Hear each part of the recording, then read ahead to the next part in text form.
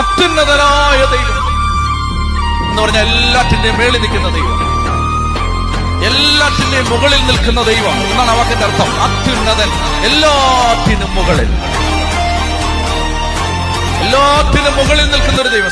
സൂക്ഷിച്ചും ശ്രദ്ധിച്ചും കേട്ടോ, എന്ത് കാര്യത്തിന്റെയും മേളിൽ ദൈവത്തിന്റെ കണ്ണുണ്ട്.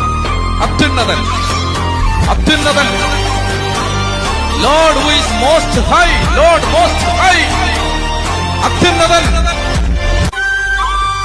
എല്ലാ സാഹചര്യത്തിന് മുകളിലും ദൈവമുണ്ട്. അത്യുന്നതൻ.